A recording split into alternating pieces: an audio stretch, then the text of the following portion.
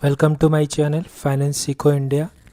So today we will be covering all the results of the previous week. So all the important results we would be covering. So let's start.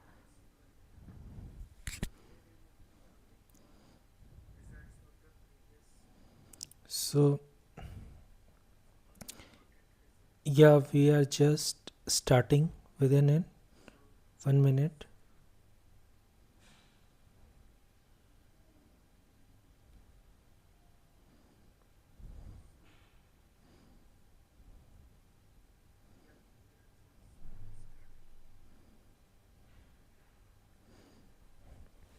Yeah, so let's start with Kotak Mahindra Bank.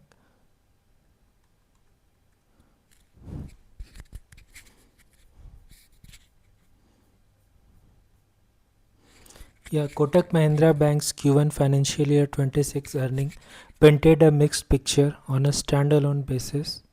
Net profit fell 7% year on year to rupees 3,282 crore, down from 3,520 crore last year. However, when adjusting for a one-time gain from the prior sale of its insurance business, consolidated profit stood at 4,470 crore, up marginally, slightly above expectation around 4,435 crore. So analysts have been expecting 4,500 crores. So the result was effectively a miss on headline numbers but a beat on underlying operations. Net interest income grew a modest 6% year on year to rupees 7,259 crore, but the net interest margin contracted to 4.65% amid RBI rate cut. Raised provisions surged by 109% year on year to rupees 1,208 crores, particularly against retail commercial vehicle loan, causing credit cost to rise to 1%. Despite credit growth of 14 to 16%, PAT was pressured. So let's see what's the investor guidance. With modest loan deposit expansion but margin compression and elevated provisioning, a hold on neutral instance is prudent until credit costs stabilize or margin recovers. So let's talk about the management commentary. The bank attributed profit decline to inevitable provisioning and margin pressure post rate cuts. The underlying business remains robust. Advance grew 14%, deposit up 13%, and AMU advances hit 7.5 lakhs crore, that is 18% year on year. Operational efficiency initiatives aim to improve cost to income ratio. So growth outlook and monitoring points. Watch for recovery indicators in names, retail, CV assets quality, and further progress in cost to income control and deposit mix shifts. Now let's go to the second bank, IDFC First Bank, and we deep dive into its result. So IDFC First Bank posted a Q1 financial year 26 PAT at 462 to 463 crores, down 32% year on year from rupees 681 crore in Q1 financial year 25. That missed the border consensus, although the sequential rise of 52% Q and Q highlights growing operational strength. Net interest income rose 5.1% year on year to rupees 4,933 crore, while total income climbed 13.4% to rupees 7,160 crore. The steep year-on-year drop was mainly due to provisioning pressure. Provision rose 67% to 1,659 crore, driven by stress in microfinance book, 3.3% of total portfolio, Ex-MFI asset quality remains stable with gross NPA at 1.97% and net NPA at 0.55%. Retail deposit growth was sharp despite up 25.5%. CASA ratio now 48% and advance grew 21% year on year. Though the year-on-year drop in is concerning, the core retail, rural and MSME franchisee is solid. The bank raised 7,500 crore in capital from Wargub and ADI, boosting crack to 18.9%, supporting planned 20% loan growth. The current dip may offer a buy on dip opportunity if you are confident in H2 margin recovery. So let's talk about the margin management commentary. CEO V. Vaidyanathan emphasized that microfinance will recover by H2 financial year 26. Margin will improve as term deposit repricing lags and core segment continues to perform well. Retail momentum remains intact. So future outlook and watch list. So closely watch MFI collections and recovery, margin expansion from pricing, CASA growth consistency, and how effectively the price raise in deploying cross growth segments. Now let's talk about the CDSL, Central Depository Services Limited. So CDSL reported a consolidated net profit of 102 crore for Q1 financial year 26, declining 23.7% year on year from 134.16 crore in Q1 financial year 25, well below expectations. Expectations are 130 to 135 crore. So it's a clear miss on profit. Revenue was largely flat at 258 crores, 0.55% year on year, while total expense surged 27.4% to 143 crores, dragging EBITDA margin down sharply to 50.4% from 60% last year. However, sequential PAT rose 2% Q on Q. Let's see what's the investors' guidance. With margin under pressure and flat growth in core operation, despite strong demat account addition, the stock is likely to remain range bound. A hold or cautious instance is recommended until expense normalize or subscriber growth accelerates. Was the management commentary is the company highlighted significant investment in technology, scaling eKYC and data storage platforms, though resulting in elevated operation cost. Standalone performance remains strong with standalone PAT up 44% Q and Q to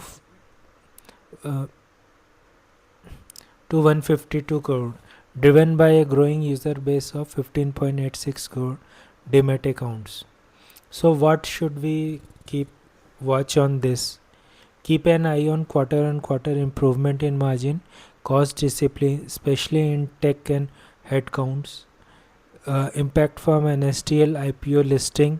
So there is a sharp drop in the price of CDSL due to the IPO of NSDL. Is the company working in the same domain? So and revenue miss from depository service versus data storage segments. Now the next company is Balkrishna Industries. BKT Tires. Balkrishna Industries posted a moderate 1% revenue growth to 2,759 crore in Q1 financial year 26, despite a 3% drop in sales volume to 80,664 tons. Net profit fell sharply to 287.17 crore, down 20% year on year from 362 crore. missing analyst hope for 330 to 340 crore. PAT EBITDA margin compressed due to higher input cost and operating expense. Profit before tax declined to Rs 391 crore versus 475 crore last year. So volume decline, rising raw material cost and employee cost tightened margins. Unless pricing action on demand recovery emerges, it's prudent to hold or watch, particularly given commodity volatility and muted global OEM demands. Management commentary for this is, despite revenue growth, post increased significantly, material consumption and depreciation rose, pulling operation margin down to 11.5%. However, the company declared a 4 rupees dividend, signaling confidence in steady cash flow.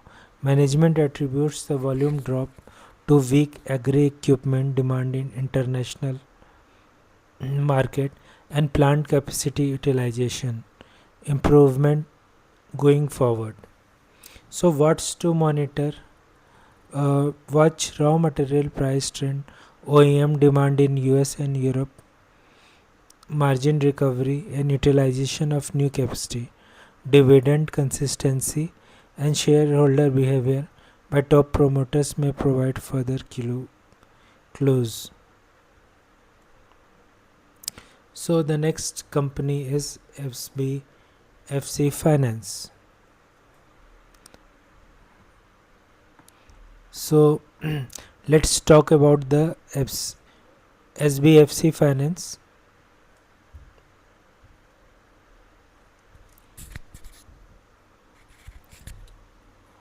So SBFC Finance recorded a net profit of 1000 crore, up 28% year on year, with total income growing 30.6%, indicating both robust disbursement and margin discipline. Consensus estimates were around 950 to 980 crore, so this marks a beat on growth and profitability metrics. From the earning calls, AUM from the earning call, AUM exploded 30% year on year to 9,351 crore, with secured loan portfolio backed by gold and property. Yield improved to 17.99% and spread expanded to 8.67%.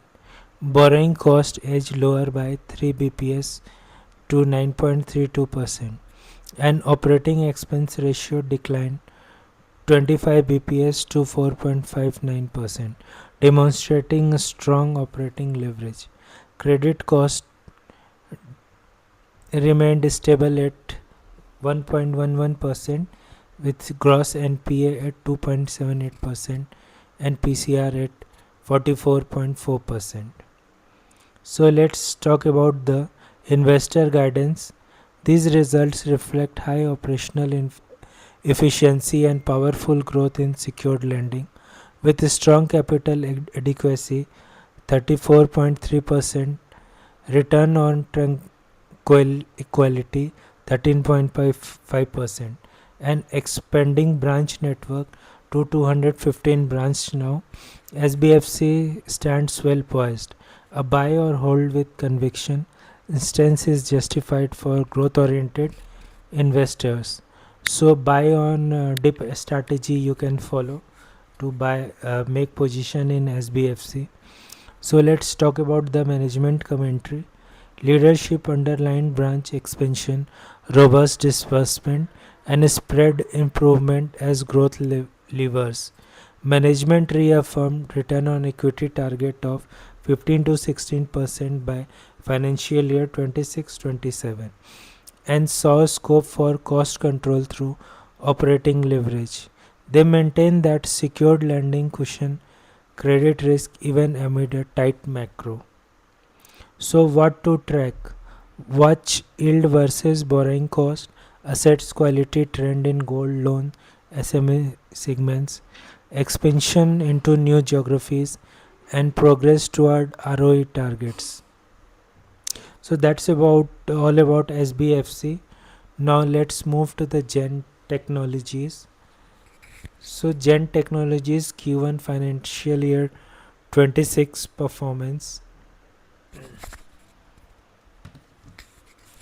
Uh, yeah, Gen Technology is mainly involved in the defense related software development. So let's talk about it. Its Q1 26 performance took investor by surprise. Consolidated net profit plunged 38% year on year to 47.8 crore from 76.8 crore last year, and revenue dropped 38% to 158 crore, clearly a miss relative to prior momentum. EBITDA declined 42% to 64 crore, trimming EBITDA margin to 40.9%. So, what's the should be the investors' takeaway? This sharp decline reflects softness in defense contract inflows and weaker order book visibility.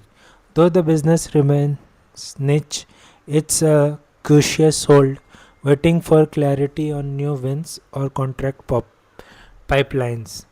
So, let's talk about the management commentary. Despite revenue dips, management remained optimistic. They highlighted a 152 crore order from the Ministry of Defense and expects margins to rebound to 35% as working capital reduced toward 120 days. So, what should we look for in this? Monitor order book growth, especially UAV defense vertical, working capital trajectory, and margin stability over subsequent quarters. Okay, that's all about the Gen Technologies. Now let's move to the Bajaj Finserv. So Bajaj Finserv delivered a stellar Q1 financial year 26. Consolidated PAT jumped 30% year on year to 2,789 crores. Profitability beating consensus estimate. Revenue rose 6,800 crore and a strong operational performance across lending and insurance segment.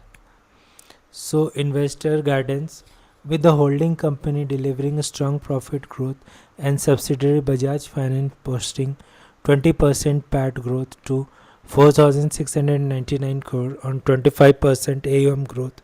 The stock remains a strong buy or accumulate from medium-term investors. Recent sharp dip of 3.4% post-earning offers a potential entry point. What's the management comments? Let's talk about that. Leadership cited robust performance from Bajaj Finance, BAGIC and BALIC, with VNB new business value up 39% year on year. They also flagged the acquisition of Alliance stake in Bajaj and BALIC to consolidate portfolio strength. So they have all recently bought the Alliance stake in the Bajaj Alliance insurance sector. So that is also like positive for the company as their overall stake increased.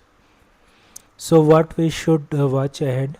Upcoming assets quality trend in Bajaj Finance, margin improvement in insurance business, given premium recognition, rule change and pace of stake integrations.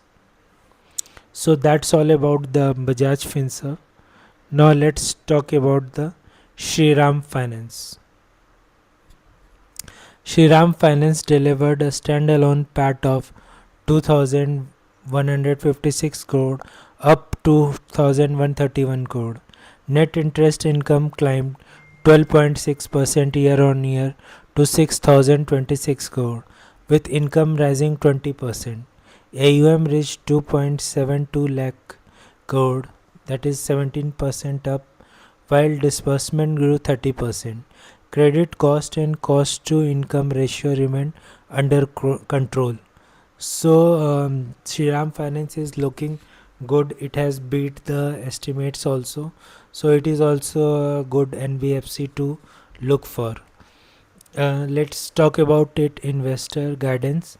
With a strong growth in India's rural and SME segment and healthy return indicators, Shriram remains a solid buy or hold pick for long-term investors, banking on a structural credit expansion. Now let's talk about the management insights. They term the Q1 3.5 to 4% sequential slowdown in MSME disbursement as seasonal, uh, with management reaffirming its financial year 26 SME growth target of 15%. As the MSME is looking down, but the management is saying that it will improve in the H2 of this financial year. In coming 6 months, they also highlighted progress in ESG initiative and diversification strategy, including EV and rural electrification financing. So, what we should focus on? So, we should focus on the track disbursement momentum from Q2 onwards, festive season strength, margin expansion, credit quality in rural MSME book, and progress in new vertical. So that was all about the Shriram Finance. Now let's talk about the SBI card and payment services. So SBI card reported a 6.4% year-on-year drop in net profit to 556 crore, missing analyst consensus of 586 crore and making the fourth straight quarterly decline. Despite 12% year-on-year growth in revenue, rising write-offs up 32% to 1,352 crore. In debt profitability, gross NPA stood at 3.07%. So investors' takeaway is card spend grew 21% year-on-year and active card rose 10%, signaling demand strength. However, elevated delinquencies and provisioning trends make this a hold or watch position until asset quality stabilizes. So there is assets quality issue which you have to look for the another next 2 to 3 quarters. Now let's talk about the management perspective, management guidance.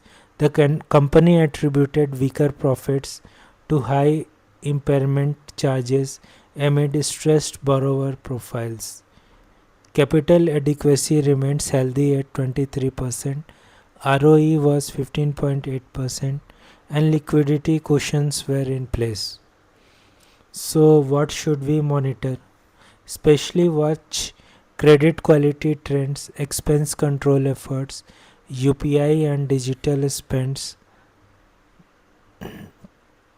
UPI and digital spend growth, and whether delinquency normalizes in coming quarters. Now let's talk about Cipla, the pharma company. Cipla delivered a solid Q1 financial year 26 with consolidated net profit rising 10% year-on-year to 1,298 crore, surpassing analysts' estimates of 1,198 crore. Revenue also grew 4% year-on-year to 6,957 crore, while EBITDA rose 4%. EBITDA margin held at 25.6%. Investors takeaway: a beat on both earning and margin stability, with steady domestic demand and emerging Africa sale growth. This looks like a buy or hold depending on near-term valuation. So let's talk about management commentary.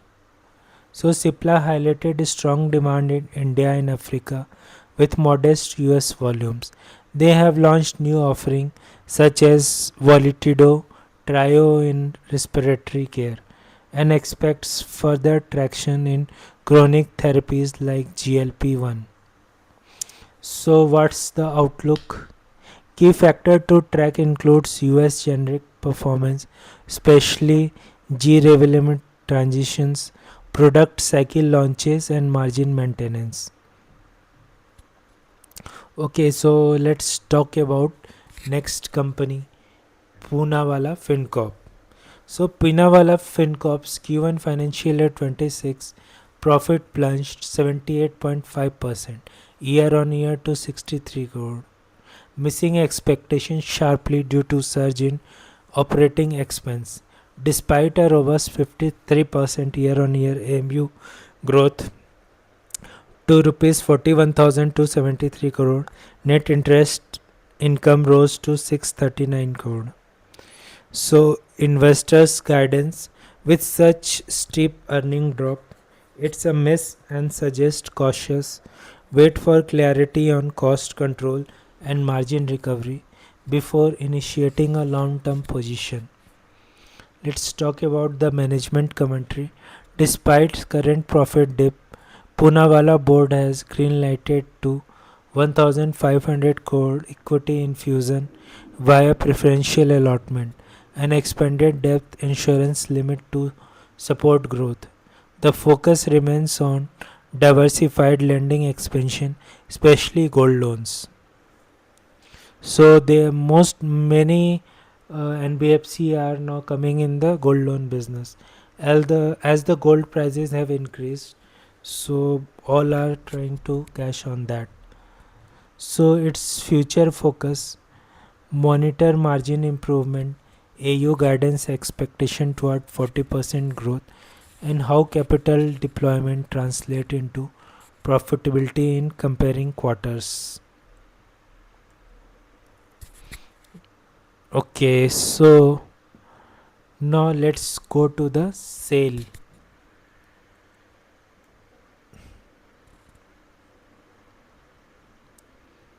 Okay, so we will talk about sale. Steel Authority of India. So SAIL posted a multi-fold surge in Q1 financial year 26, PAT to 745 crore, up from 82 crore a year ago on improved operational efficiency and volume momentum. Despite revenue rising to 26,084 crore, however PAT declined 40% quarter on quarter. So investors guidance, this result beats expectation on year-on-year basis, but sequential decline signals cautious. Consider a hold. The company benefits from protective policies, but margin sustainability is key. Ma- Management commentary, improved margins and cash flow were attributed to stronger domestic sales and government support via safeguard duties. Cost optimization continues. So let's talk about outlook and watch points. Watch steel pricing trends, capacities coming online, global demand offsets, and policy development around safeguard measures. Analysts suggest 129 to 130 as long-term buy zone. Now let's talk about Tata Chemicals. Tata Chemicals delivered a strong Q1 financial year 26 with PAT jumping 80 to 87% year on year to rupees 316 crore, while revenue dipped 2% year on year to 3,719 crore due to closure of its UK lost stock plant. EBITDA was 649 crore and expense declined 3.4%. So let's talk about investors takeaway. So with EPS beating expectation by nearly 147% and profit swing on better cost control, this is clearly a beat. The stock looks favorable for quality oriented investors. So management commentary, CEO R. Mukund emphasized improved domestic demand and efficiency gain in India, offsetting weak soda ash pricing globally.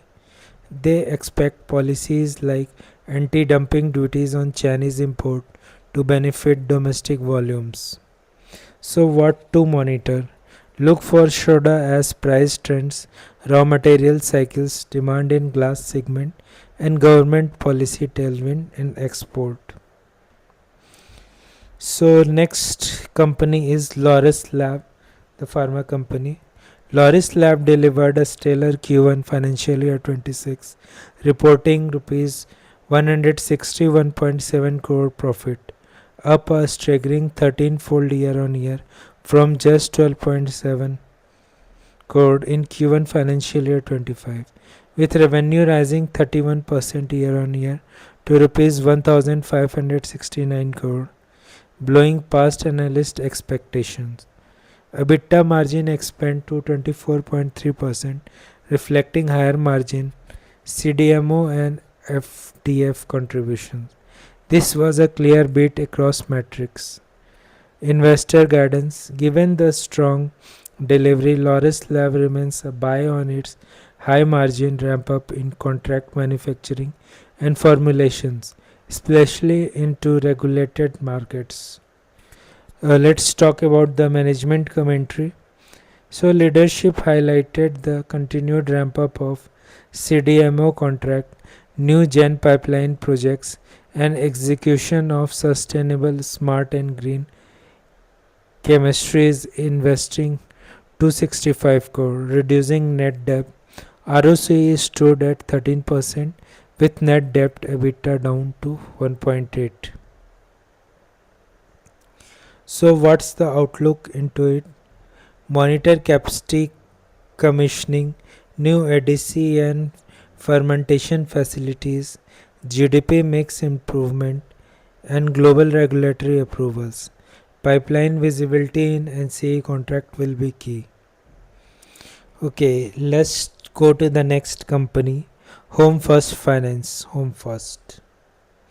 So this is another small cap NBFC which is doing good, and let's check its numbers. So Home First Finance posted a commendable 35.5% year-on-year net profit boost to 119 crore, with revenue rising 35% year-on-year to 455 crore and AUM up 28.6% to 13,479 crore. The company also completed a 1,250 crore QIP to strengthen its balance sheet, clearly a beat on both growth and capital execution.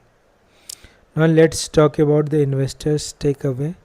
With robust growth, strong assets quality, gross NPA is around 1.8%, and enhanced capital, Home First remains a buy or hold for long-term housing finance exposure. Management perspective: the board reaffirmed expansion in underserved tiers 2-3 markets, digital onboarding, efficiencies, and strategic QIP fund deployment to fuel growth. So let's see what watch point we have to look on. Keep an eye on branch expansion, digital customer acquisition metrics, asset quality trends as tenure length increases, and additional capital deployment toward targeted segment. Okay, let's now talk about the real estate company Sobha, so which is catering mostly in the luxury segments.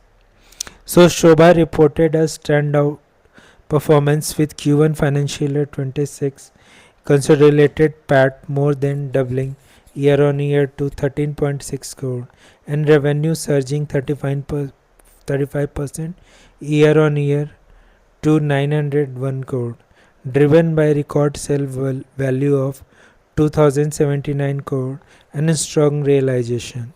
This qualifies as a strong beat.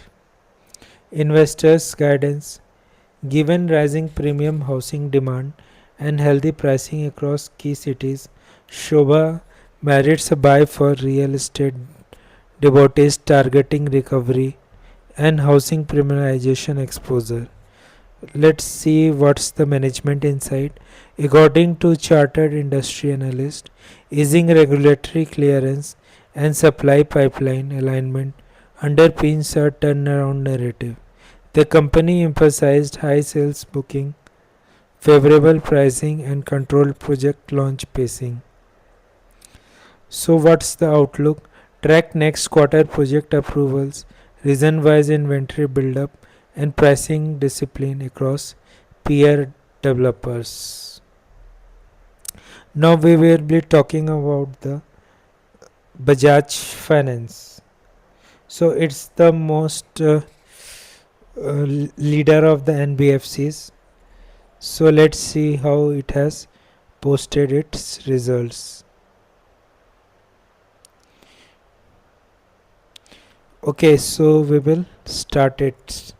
So Bajaj Finance posted a 22% year-on-year increase in PAT to 4,765 crore, backed by strong net interest margin growth of 22% to 10,227 crore and AUM growth of 25% year-on-year to 4.51 lakh crore. It added 13.49 million new loans and nearly 4.7 million customers in the quarter. This represented a strong beat on earnings, but the market reaction was muted. Share tumbled 6% as concern around asset quality and rising provision resurfaced. What's the investors' view? While underlying fundamentals remain intact, elevated credit cost and slight NPA rise, gross NPA increased to 1.03%, suggest caution. A tactical hold or buy on dip strategy is prudent, especially if you expect provision to normalize by H2. Let's talk about the management perspective. Management affirmed that credit cost normalization will begin in Q3 financial year 26 as collection efficiencies improve. They reiterated strong operation volumes and disclosed MD resignation and leadership change amid ongoing strategic execution. What's to watch ahead? Focus on credit cost trajectory, margin contraction trends, AUM product mix, and impact of leadership change on execution velocity. Okay, so let's move on. The FMCG company Nestlé India. So Nestlé India reported Q1 financial year 26 PAT of 647 crore, down 13.4 crore year on year, missing consensus of 750 crore.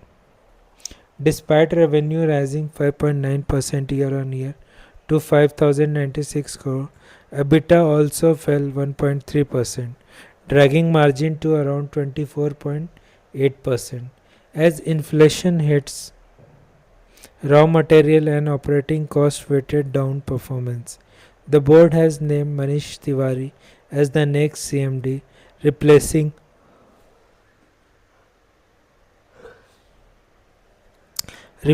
retiring Suresh Narayana. Share dropped 5 to 7% post announcement. Let's talk about the investor guidance. Given the earning miss and margin pressure, caution is warranted. This is a clear miss, and the current investor instance should be hold and watch, waiting input cost easing, and voluntary recovery in key lines like milk based nutrition products. Management commentary. Management cited inflation in cocoa and milk as headwinds, resulting in muted demand in pricing sensitive segments like Cerelac and milk. Uh, Segments like Cerelac and Milk Maid. Nonetheless, urban demand and e-commerce remain resilient. What to monitor? So key triggers include raw material price trends, especially dairy and cocoa. Next quarter margin stabilization, consumer volume recovery, pricing strategy execution, and reaction to policy change in FMCG pricing. Let's now move to SBI Life Insurance. So SBI Life delivered a 14% year-on-year profit rise with PAT at 594 crore for Q1 financial year 26, beating consensus of 520 to 530 crore. Net premium income also grew 14%, while value of new business rose 12% to 1090 crore, with margin expansion to 27.4%. However, new business premium growth was moderate to 3% compared to 13% in prior periods. So, investor guidance, this marks a beat. SBI Life remains well positioned with strong margins, improvement in protection risk, and distribution expansion. Investor may consider this a buy or hold, especially at current valuation, 10 to 11 times book value. Let's talk about management commentary. Executive highlights strong contribution from Banakarson's 58% of APE, agency channel expansion, growth in protection policies, and digital distribution. Persistency improved 61-month persistency to 62.8%, and VNB margin picked up despite challenging product mix. What to watch? Monitor growth momentum in new business premiums, persistent trends, competitive positioning vis-a-vis peers, and change in product mix. Example, ULIP versus protection. Also track return on embedded value ROEV trend as a profitability indicator. Okay, now let's talk about next company, Adani Energy Solutions. So Adani Energy sprung back to profitability in Q1 financial year 26, reporting PAT of 538 to 539 crore compared to a loss of 1191 crore a year ago. Revenue jumped 26 to 28% year on year, while EBITDA rose 14%.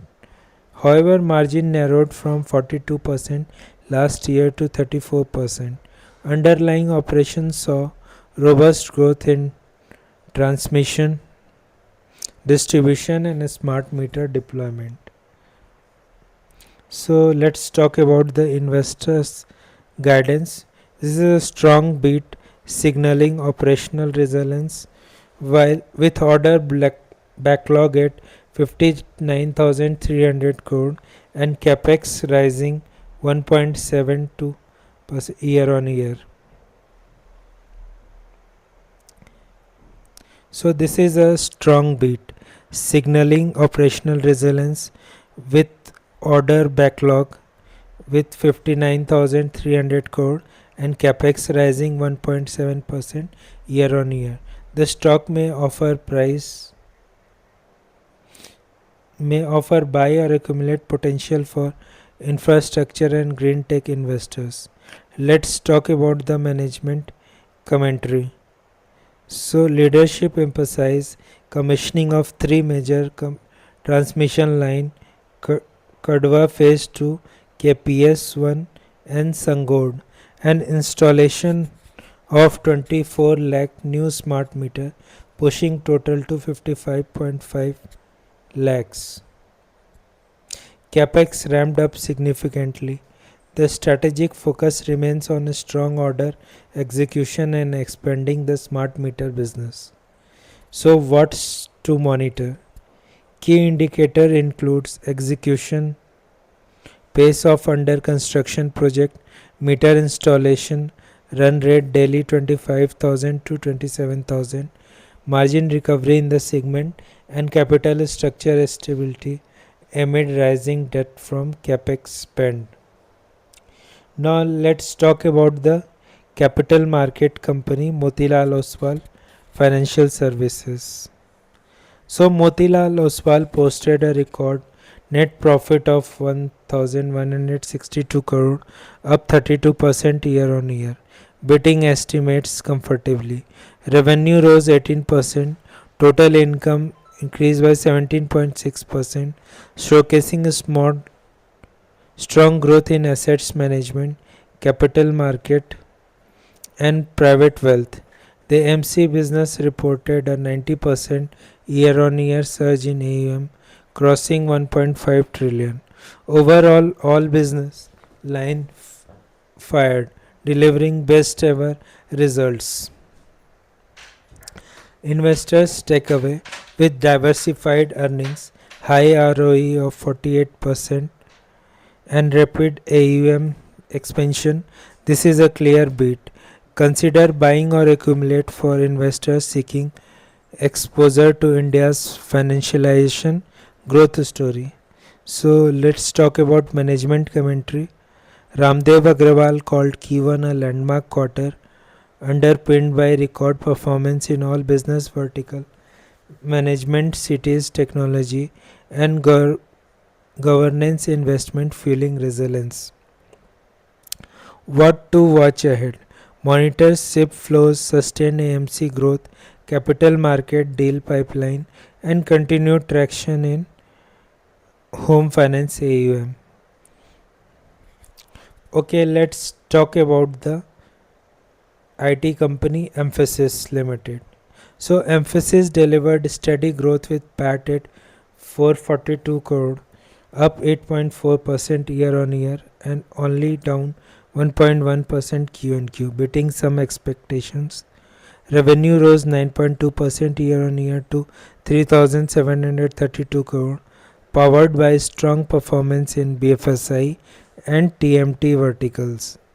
Notably, total contract value spiked 138% year on year to $760 million, 68% of which were AI led deals. So let's talk about the investor viewpoint. This is a modest beat on revenue and profit. The strong deal pipeline and AI focus suggest momentum. A buy hold instance may pay off if execution remain consistent. Let's talk about the management insight. Leadership emphasized record deal win and a strong BFSI and AI pipeline. They expect margin stability and incremental growth as these contracts ramp up. Key metrics to track: TCV build up, client sector mix, margin movement amid transition to AI project. Now let's talk about APL Apollo Tubes. APL Apollo posted a hefty Q1 financial year 26 with net profit at 2,372 crore, up 23% year on year on flat sequential base. Revenue rose 4% year on year to 5,170 crore. EBITDA margin improved significantly. The company improved its per ton value added mix to 61%, enhancing profitability. What's the investor's instance? A solid beat given volume growth and margin improvement with a strong ROCE of 28.6% and low working capital days. Consider a buy or hold position. Let's talk about management context. Focus remains on decommercializing product mix, hefty structural, Apollo structural light, and robust profit product delivering higher per ton margins. So, what to monitor? Product mix shifts, inventory levels, and margin sustainability with rising raw material costs. So, let's talk about the another company, ACC Limited. ACC reported PAT of 375 crore, up 4% year on year, added by 400 to 420 crore, making a miss volume growth suggest demand momentum, but pricing pressure and cost inflation capped margins. Investors view with revenue up but earning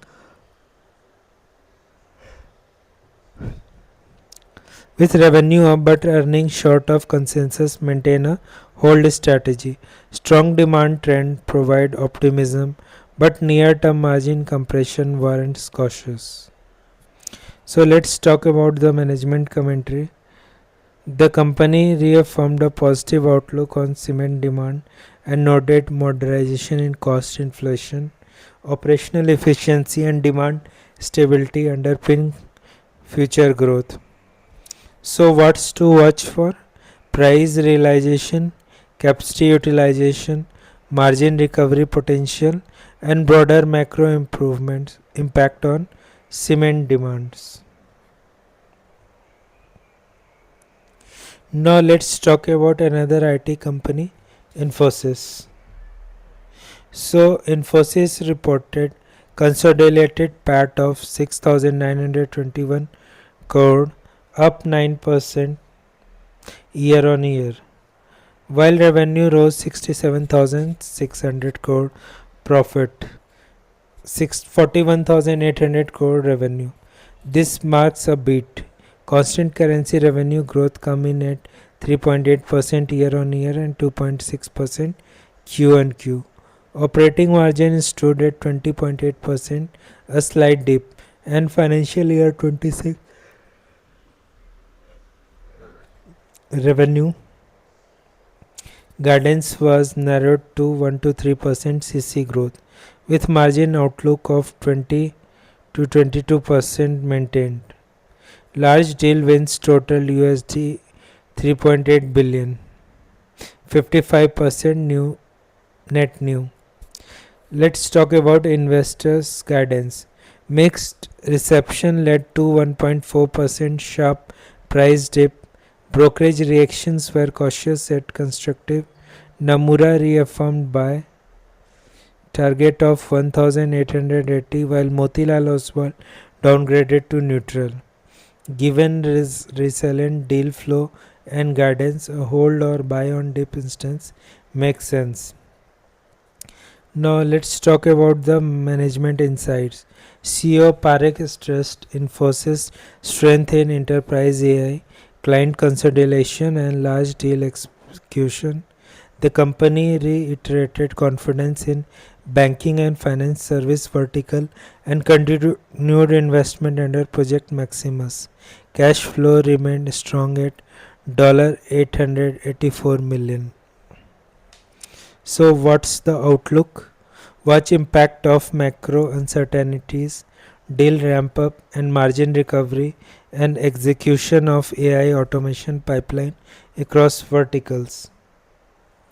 Now let's talk about the next company, Bajaj Housing Finance. So Bajaj Housing reported PAT of 583 crore, up 21% year on year versus 483 crore prior year, beating expectations. Revenue increased 18% year on year to 2,616 crore. Net interest income increased surged to 33% to 887 crore. AUM expanded 24% to 1.2 lakh crore. Gross net NPA remained stable at 0.30%.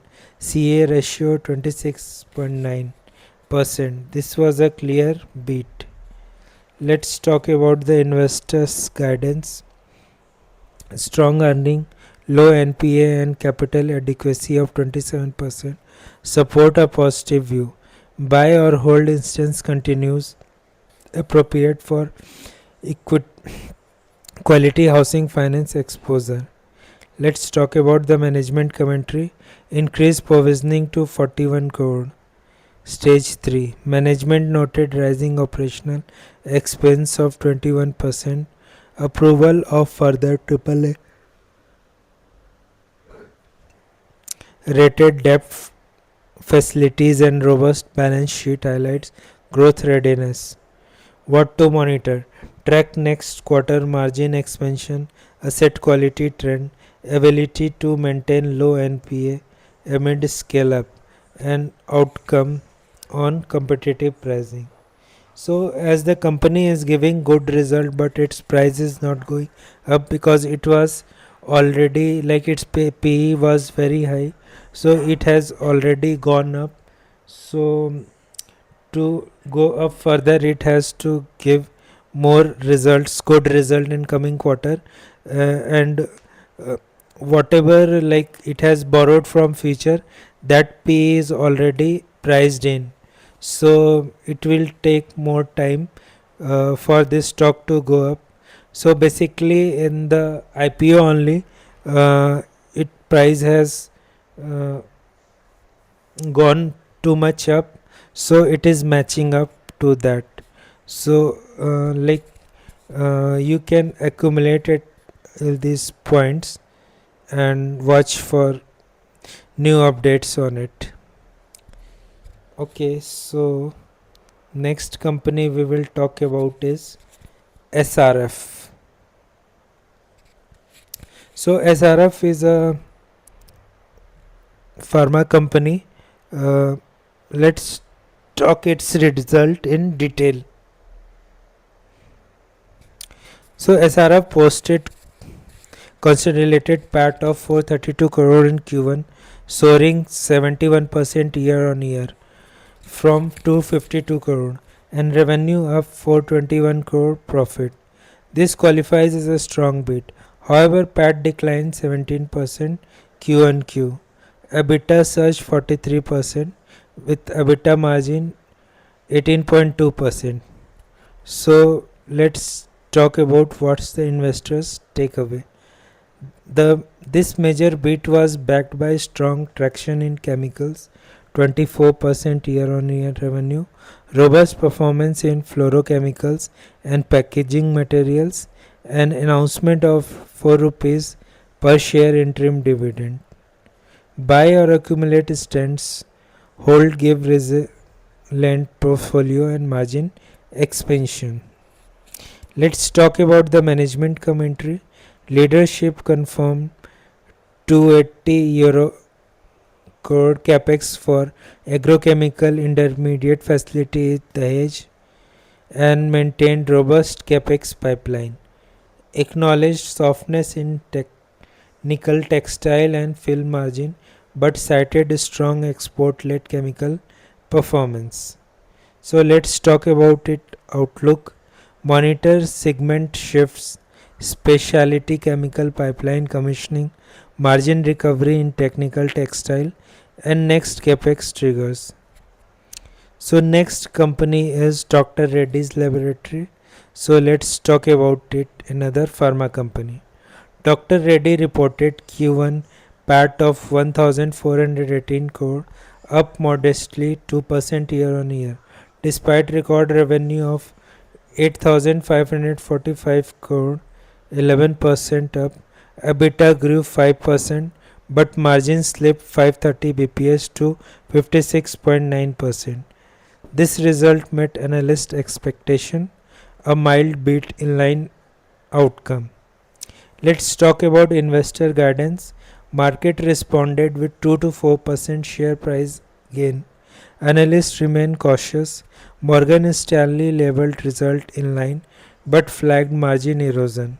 Others remain constructive on branded and RT momentum. Hold or selective buy instance is advisable given long-term potential driven by biosimilar partnership and an RT portfolio growth. So let's talk about the management perspective. GB Prasad credited growth in branded India 11% year on year, strong Europe 142% and RT portfolio contribution. US generic pricing weakness, example lenalidomide price erosion, weighted on margins. Strategic alliance with Alvotech biosimilar Kedron, and Sanofi in repository system underscore forward focus. So what's the in the watch list? Key trigger include margin stabilization, the US, new ANDA launches, biosimilar uptake, and performance of nicotine replacement therapy and branded generic in emergency market. Now let's talk about Tata Consumer Products. So Tata Consumer delivered Q1 financial year 26 consolidated net profit of 334 crore, up 15% year on year, and revenue grew 10% to 4,779 crore. However, both were below street estimates of 355 crore profit and 4,813 crore revenue due to elevated tea and coffee input cost that hurt margin. EBITDA declined 8%, with margin down to 50 bps points to 12.9%. So let's talk about investor guidance. Despite solid top line volume growth like 6.8% growth in branded Indian business, the earnings miss and margin pressure suggest a hold or watch instance until raw material stability returns and pricing action takes place. Let's talk about management commentary. The company blamed cost inflation in its tea and non-branded segment. However, maintained buy ratings, expecting margins to recover starting Q2 and benefit from strong tea volume and acquisition synergies. What to monitor? So raw material cost improvement, volume recovery in nutraceuticals and beverages, margin normalization, and international business momentum. So now let's talk about another IT company, Persistent Systems. So Persistent System ended Q1 financial year 26 with revenue of $389 million, up 18.8% year on year and 3.3% sequential in CC terms, constant currency terms. PAT rose 38.7% year on year to 425 crore with EBITDA margin at 15.5%. Let's talk about investor guidance. So despite earning beat, share fell 7% amid mixed sentiment on valuation.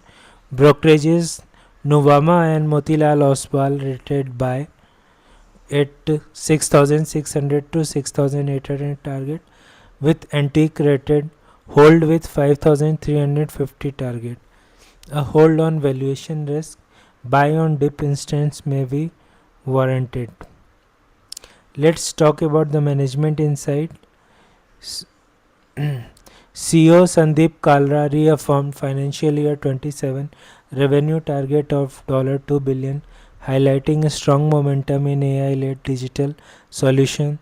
ESOP's cost declined Q&Q, supporting margin sustainability. So what to watch? TCV ramp up, sector growth, especially BFSI and emerging tech verticals, and margin performance as new deal ramp ups. Now let's talk about another IT company, Oracle Financial Service Software. So Oracle Financial Service Software posted revenue of 1,852 crore, up 6% year on year, and consolidated PAT of 642 crore, rising 4% year on year, in line with forecast. This is considered an inline steady result. Let's talk about the investor guidance.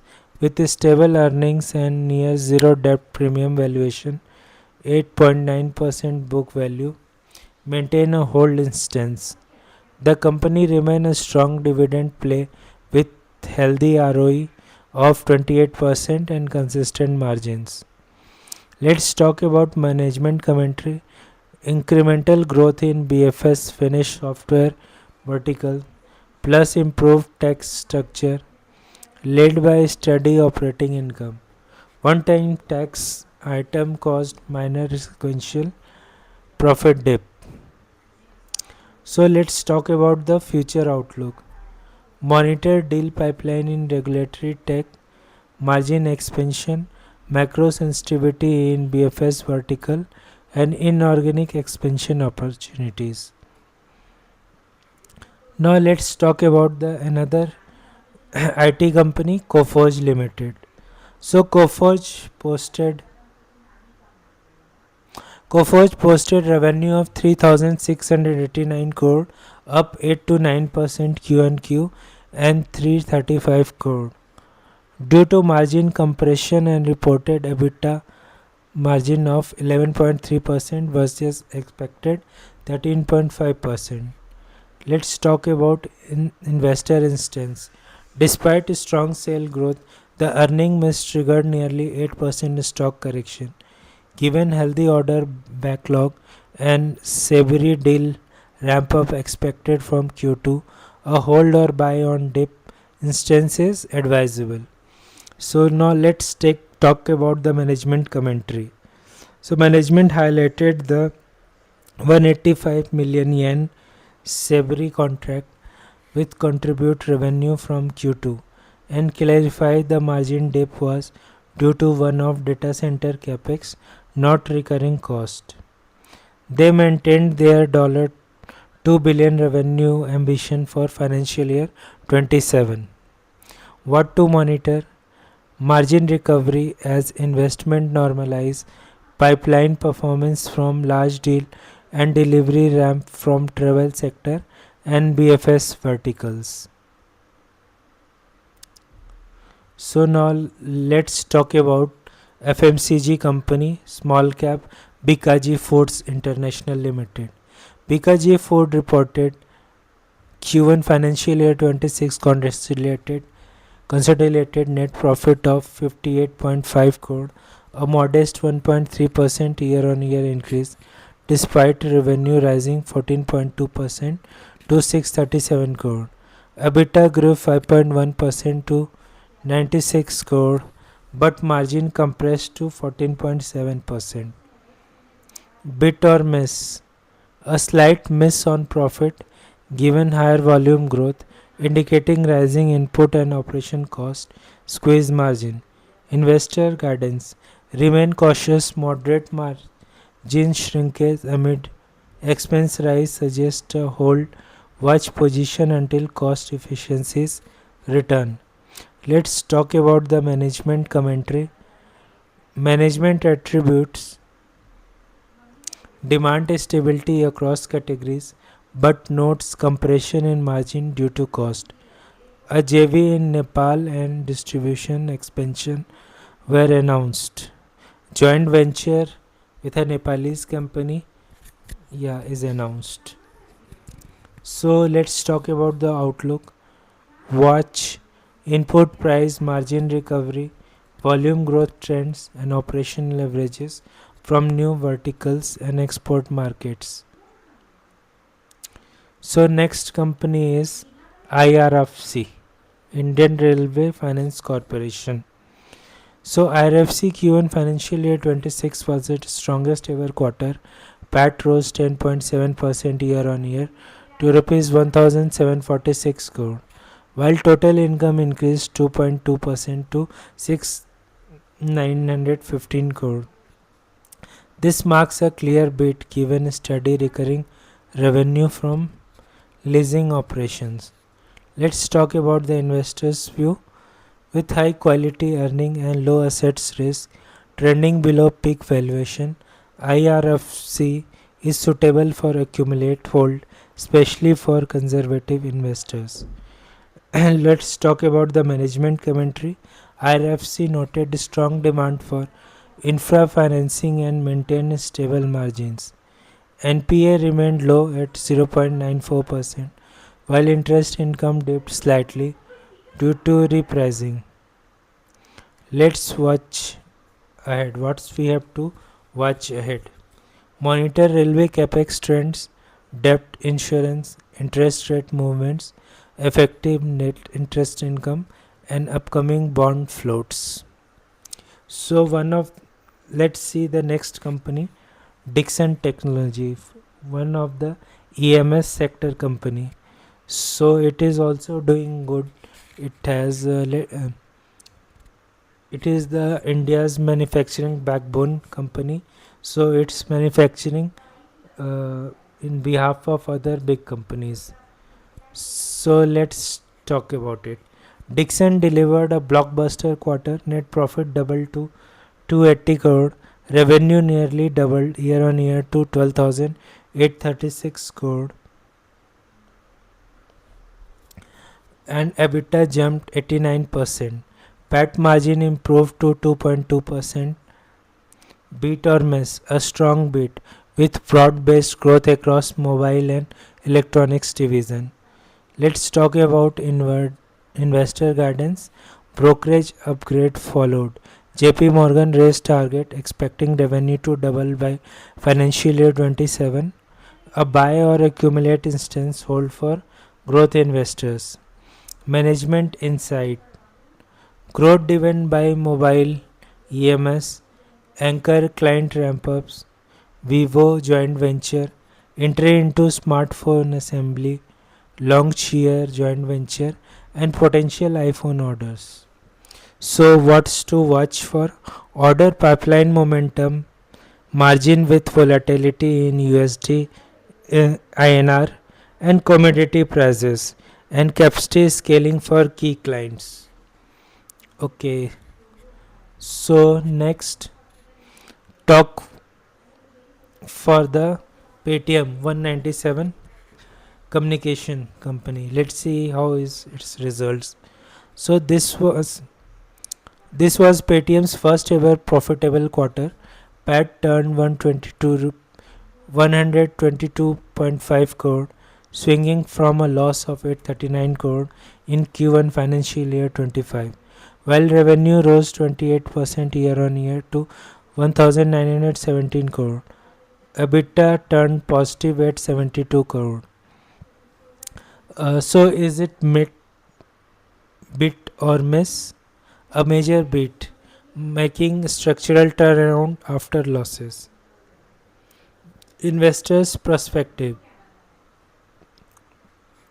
With a 3 to 3.5% stock rise and renewed confidence, Paytm is at a buy on dip or accumulate posture given its fintech recovery and lending bounce. Let's talk about the management commentary. CEO Vijay Shekhar Sharma emphasized cost discipline, ESOPs cancellation, improved payment activity, and strong lending and merchant service traction. Let's talk about the future outlook. Monitor payment GMV trends, lending segment growth, regulatory clarity, device ecosystem expansion, and margin stabilization. Okay, so let's go to the next company, JSW Infrastructure. So JSW Infrastructure turned into a healthy quarter with net profit rising 31% year on year to 389.6 crore and revenue up 21% to 1224 crore. However, profit fell Q on Q due to timing of project's execution. Result aligned with expectation. It's a solid beat on year basis. So investors guidance, a positive year on year announcement and stable margins make this a buy or hold call, particularly for infrastructure exposure. Let's talk about the management commentary. Growth in cargo handling, firm margins 30% and logistic expansion contributed. The market reacted with 3% stock gain post results. So what's to watch for outlook? Track volume growth in logistics and non-coal segment, new port capacities, expansion of service lines, and margin trend amid rising expansions. Okay, so let's move to another company.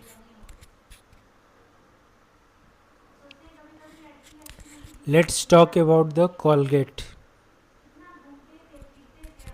So Colgate Palmolive India performance versus estimate. Colgate reported a net profit drop of 12% year on year to 320 crore and revenue fell 4.3% to 1433 crore. Missed consensus. Margin compressed to 31.6%, fueling concern.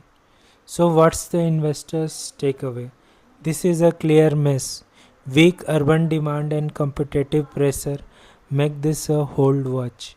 Wait for urban demand turnout before acting.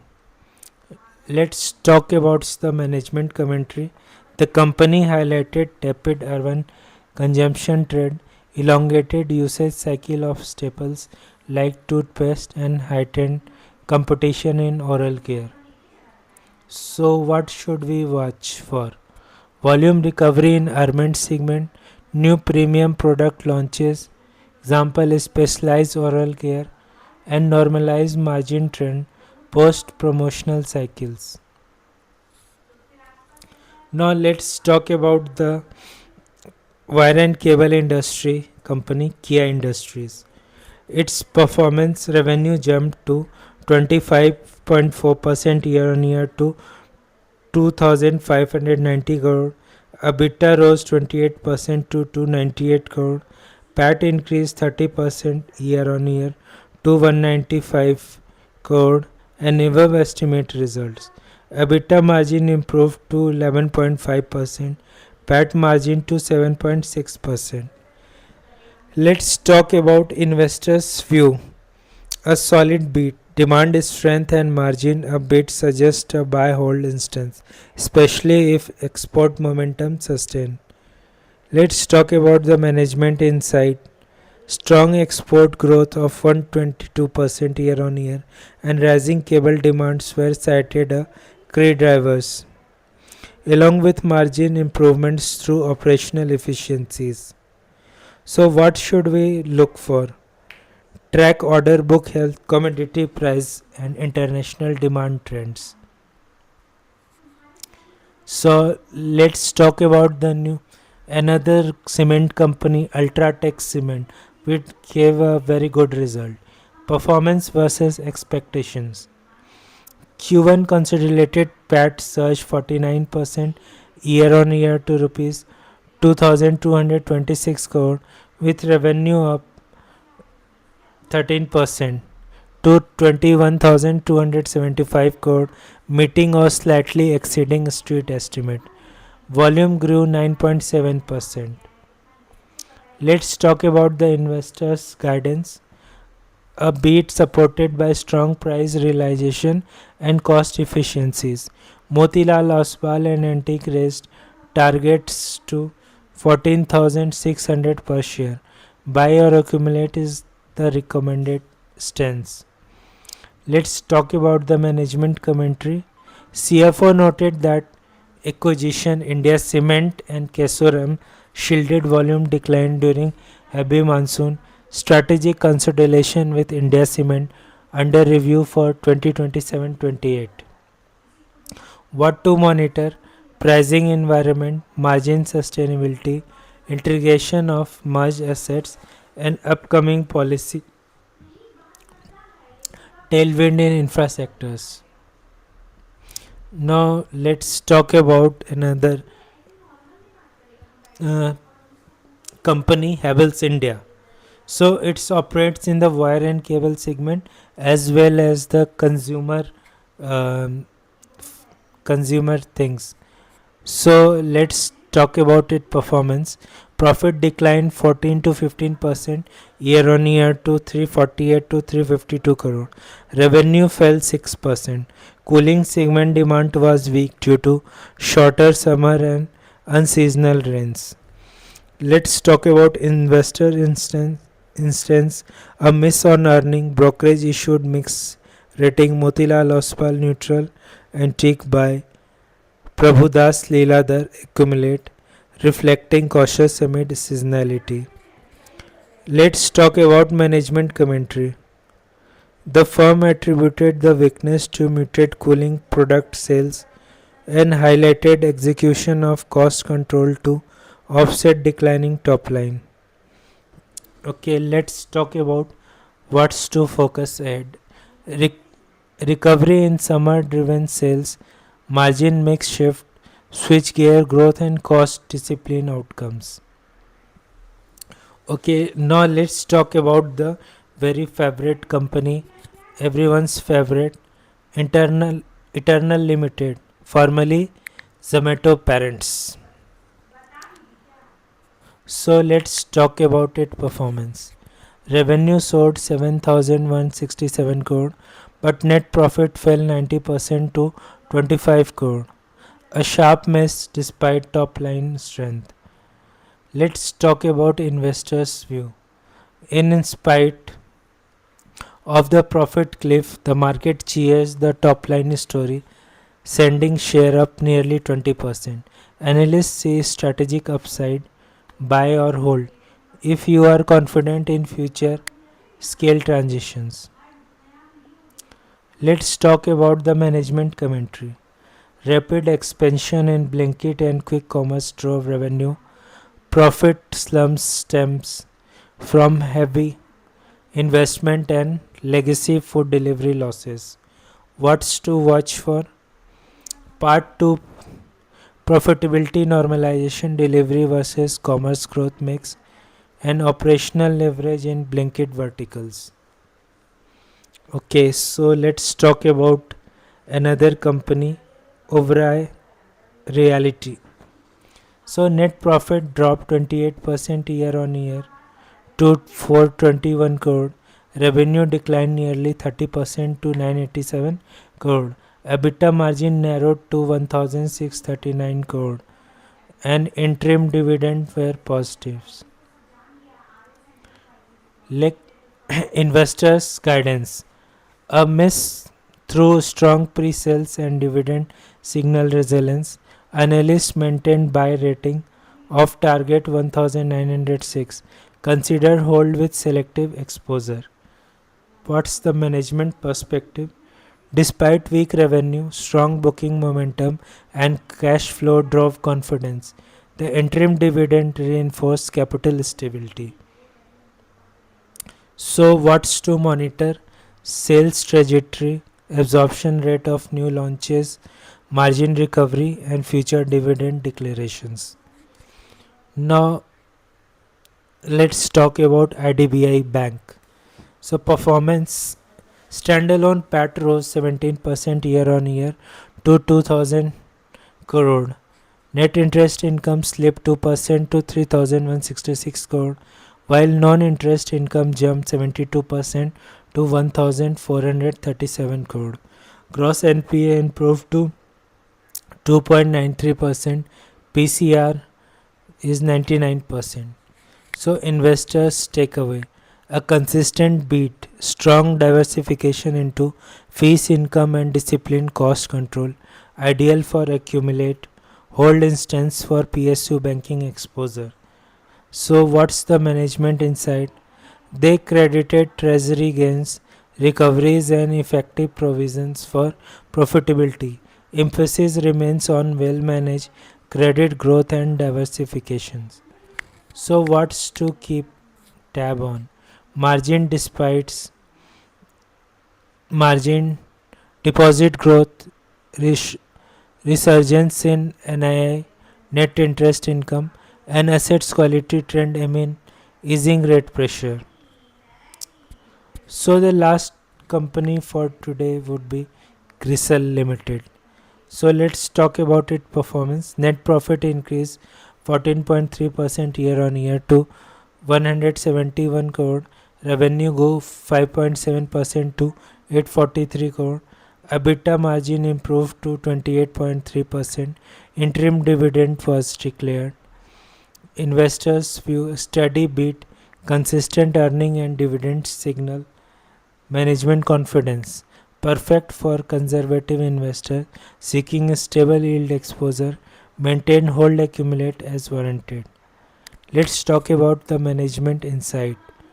Balance of strategic investment and expansion in Analyst offering, drop margin strength, dividend declaration, reinforce shareholder friendly policy. What to watch for? Scale up in analytics and ESG consulting, margin consistency, and positioning against rating peers. So, if we summarize some of the results, so for Colgate, it missed the estimates. Driver were weak volume and margin pressure. Suggestion is to hold and watch. Kia Industries, it beat the estimate.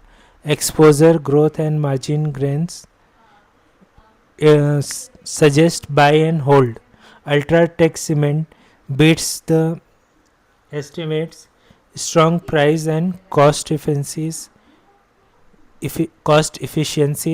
buy and accumulate. Havells India, it missed the estimates. Seasonal demand weakness, hold and watch. Eternal, it missed the profit, but revenue was strong. So revenue growth versus investment burn, should buy and hold for long term. For Oberoi Reality, it missed the estimates, volume drop and margin pressure, hold for selectives. IDBI Bank, it beats the estimates and diversified income and assets quality, accumulate and hold for long term. CRISIL, it beats the estimates due to stable consultancy growth and margin, and accumulate and hold for long terms. So these are the mainly important results which came in the previous week, this week. So how do you like the video? Please do comment and subscribe to my channel for more informative videos. I would be bringing more informative videos. So please comment what type of video you want and what more you want. Like, I will come up with those videos that would be helpful for you.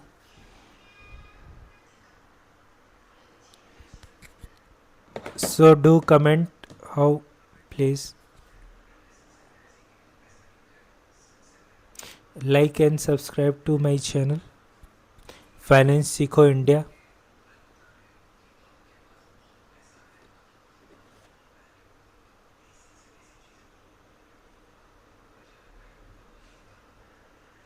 So we would be binding up in 2-3 minutes.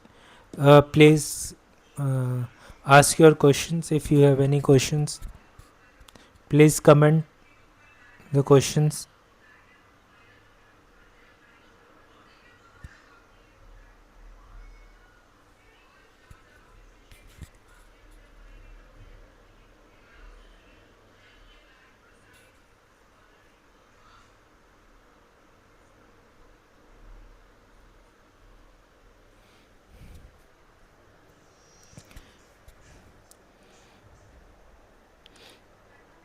Guys, please ask the question in the comment if you have any questions. We would be wrapping up within 2 to 3 minutes.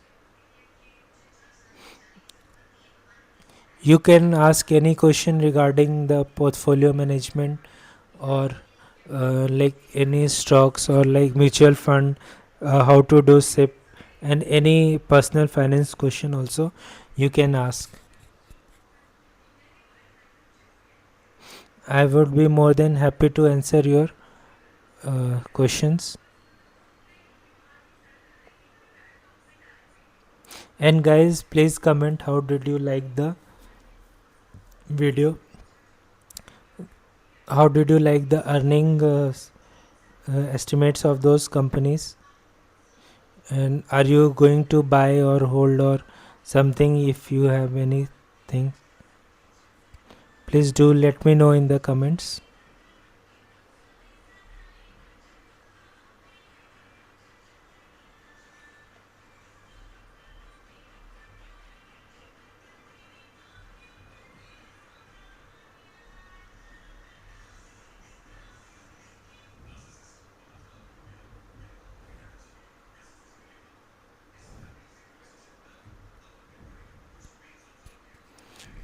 Guys, please ask the questions or comment regarding the any personal finance questions, or regarding any stocks, or you want me to analyze any stocks, or questions about mutual funds,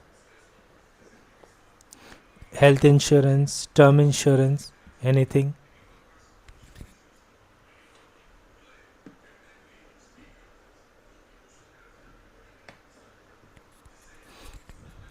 Okay, then we would be wrapping up in 5 minutes.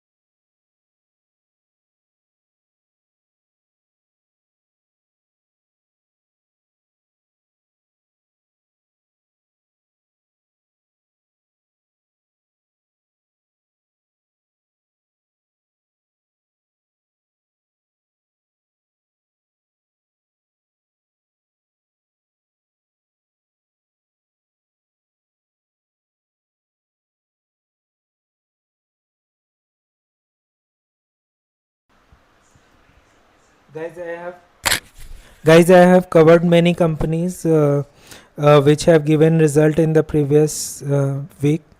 So please do ask your question if any. So in the coming week, I would be covering sector-wise performance of all the companies, who are the, like, how sector is performing and the best company into that sector. I would be analyzing those also. So please do let me know your questions in the comment. Okay guys, thank you for your time. Good night everyone.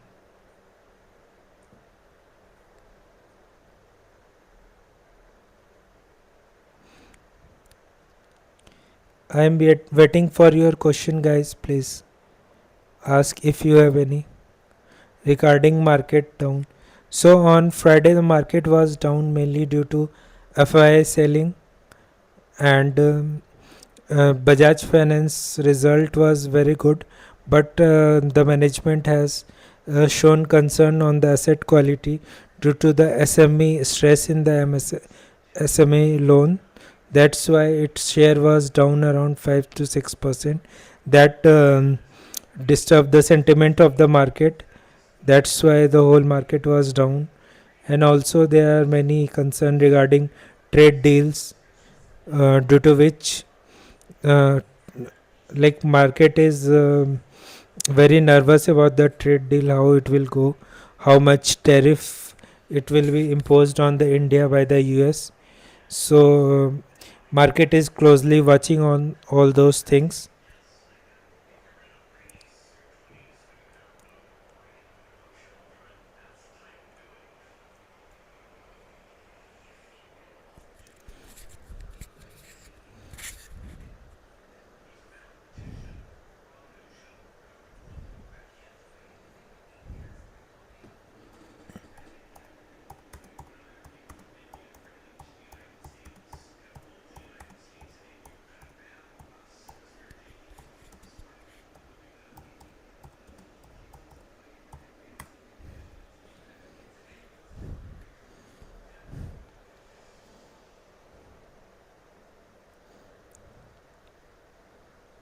Guys, please ask the question if you have any regarding the results and all those things which have came for these companies. So let's discuss what to watch for next week, key triggers and events, global macro and US Fed outlook. So all eyes will be on the FOMC meeting and decision. Any signal on interest rate policy shift may sway Indian market. End of pending US tariff deadline, which could ease trade fears and lift sentiments. So like the next deadline for the trade tariff was 1st August, so that is approaching. So how the US is going to tackle the tariff, the countries with which they have not negotiated, what will happen to those countries? Will he um, make the tariff to 30%, 40%? How things will go? That market is closely watching on, and we have to also see domestic earning flows. So for Q1 financial year 26, earning continues to pour in. Sector like Infosys, Dr. Reddy's, Tata Consumer, Bajaj Finance, SBI Life, and more truck driven stock. These results have came.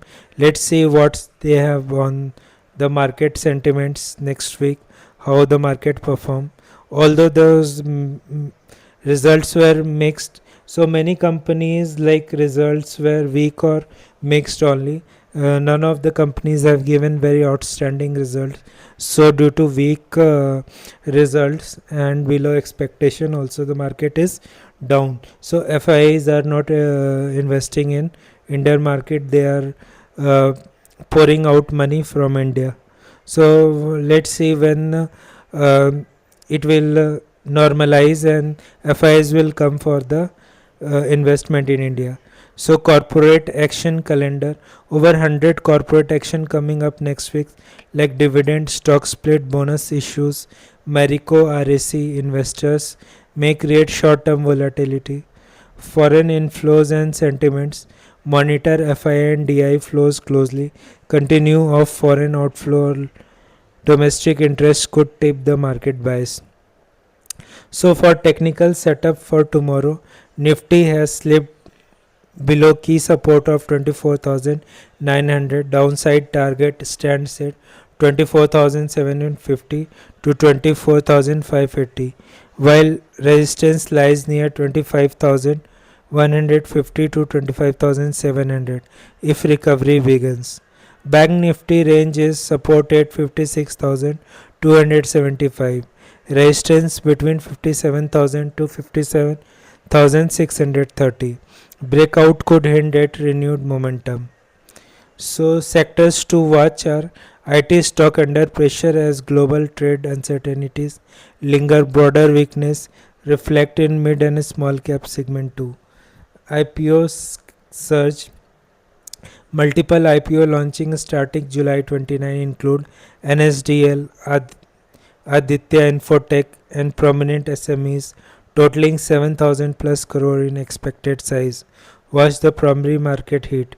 Due to the primary market gain action, also the secondary market is there is less action in secondary market, because all the money would be most of the money would be poured into the primary market.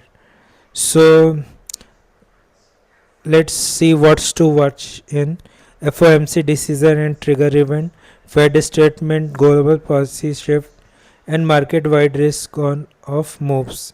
Q1 earnings, forward guidance, margin commentary, stock-specific volatility, corporate actions, dividend, split bonus, dates, price spikes, trading volume interest, FIDI flows, inflows, outflows in equity market, influence mid small cap directions. So and technical levels which you have to watch for Nifty is 24,582 to 24,750. Bank Nifty is around 55,150. Possible trade trigger or shifts.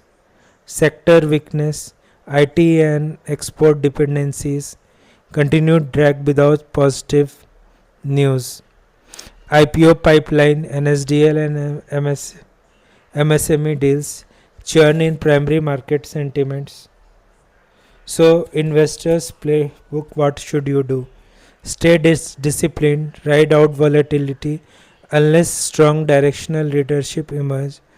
You can buy on dip as right now the market sentiments are very low right now. So this is the right time to make good position in good companies. So like sometime what happens in a strong company, we are not able to buy because their price are very high. So this is the time when the companies are down due to market situation. So you can make position in the strong companies which you feel will live for the next 10 years. So you can buy, make position on them, so for which you were bullish and you want to make position, but at other times the market was very high, so you were not able to make the position. So you can take this opportunity and make the position right now. Okay, so next thing, sector wise approach. Prefer select name in financially resilient sector like PSU bank, insurance, housing finance and FMCG. Expansion calls. If support breaks, consider waiting near 24,700, 24,600 for possible dip entries. Follow flows. FIDI snapshots often predict momentum burst in mid small cycles. Watch smart traders. Analyst recommended short term trade in Sun Pharma, SDFC Live Jindal Steel, plus stocks like Bajaj Finance IEX as technically strong picks.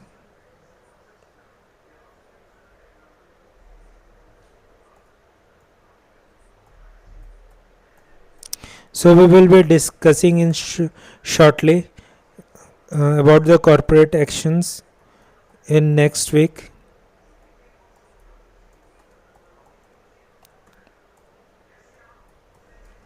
With corporate action next week with record date, we will be discussing shortly. Just stay tuned.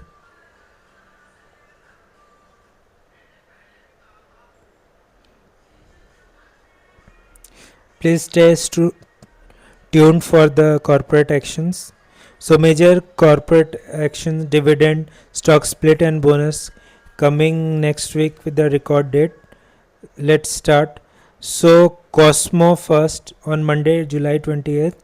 Cosmo First will give dividend of 4 rupees per share. Its record date is July 28th. Crisil will give dividend of rupees 9. Its record date is July 28th. DLF a dividend of rupees 6 per share. EIH Associated Hotels dividend of 3.5 per share. KPIT Technologies dividend of rupees 6 per share. Master Components dividend of 0.5 rupees per share. Shyam Metallics and Energy will give dividend of rupees 1.80 per share. The Yamuna Syndicate will give dividend of 500 rupees per share. And Wipro will give dividend of rupees 5 per share. GTV Engineering stock split is occurring from rupees 10 to 2, that is 2 is to stock split from face value 10 to 2 and a bonus of 2 is to 1. Both is given by GTV Engineering. John Q oversees a bonus issue of 1 is to 20. So record date for July 29 is so Aeroflex Industries is giving dividend of 0.30 per share. Alembic Pharmaceuticals is giving dividend of rupees 11 per share. Apar Industries is giving a dividend of rupees 51 per share. All these shares have the record date as July 29, Tuesday. Bosch is giving a dividend of 512 rupees. per share. Its record date is July 29. Eveready Industries is giving dividend of 1.50 rupees per share. GPT Healthcare is giving dividend of 1.50 rupees per share. Punjab and Sindh Bank is giving dividend of 0.07 per share. Rane Madras is giving a dividend of 8 rupees per share. Resonance Specialties is giving dividend of 1 rupees per share. SRF is giving dividend of rupees 4 per share. And Taparia Tools is giving dividend of rupees 25 rupees per share. On Wednesday, July 30, continued wave of dividend declare across multiple sectors.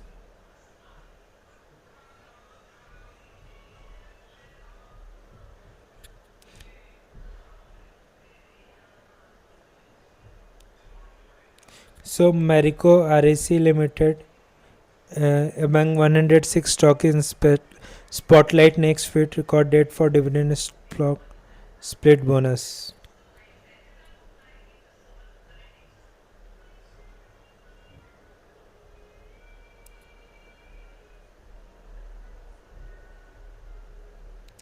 On Wednesday 30 July, Amrivo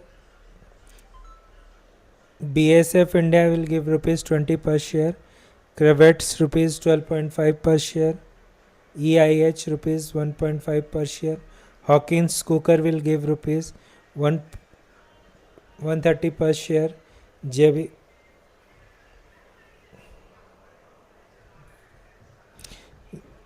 Chemical and Pharmaceutical will give rupees 7 per share. Forging will give dividend of rupees 4 per share. Nosil will give rupees 2 per share.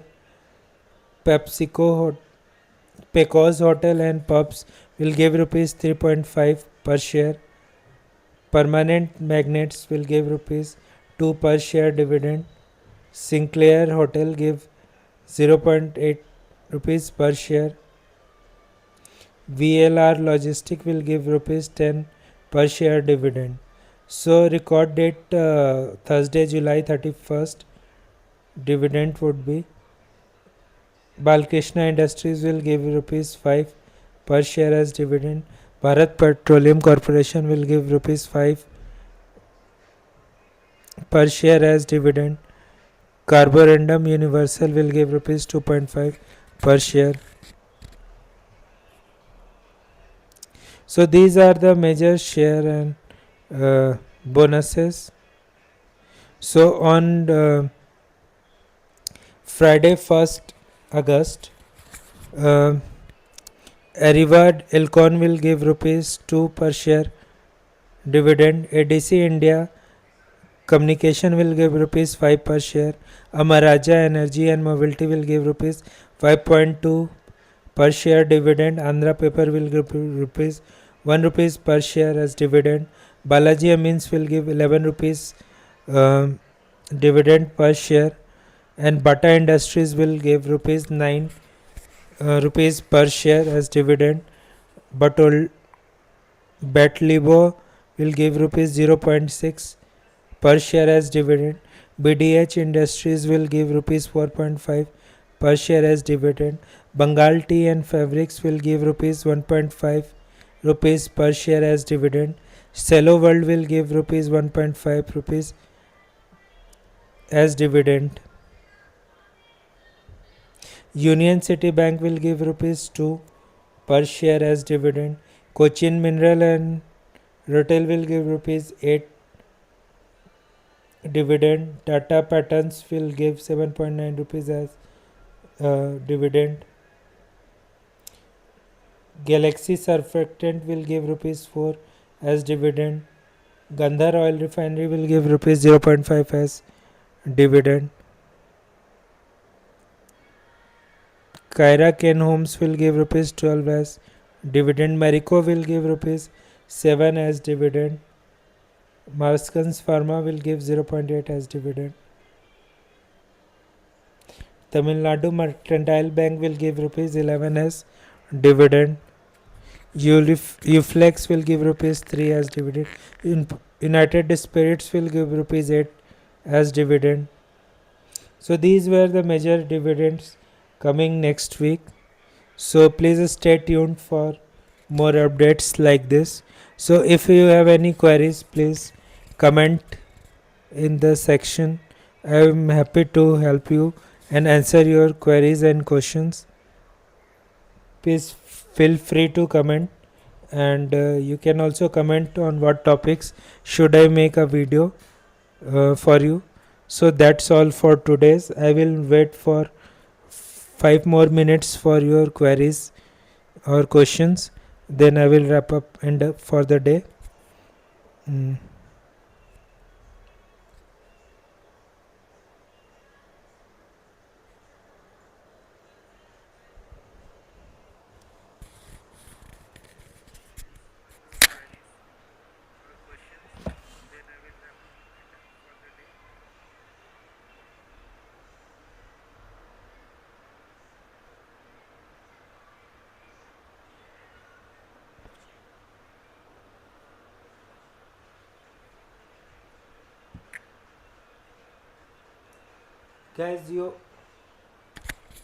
Guys, you all are not commenting. Please comment.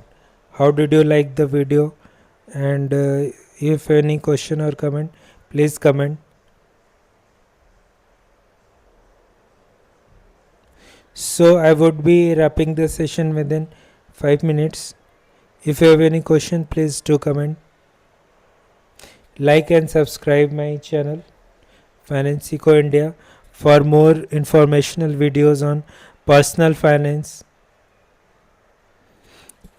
stock market, mutual fund, term insurance, health insurance. Any type of question you have, please feel free to comment. I am more than happy to help you in that, resolving your issues.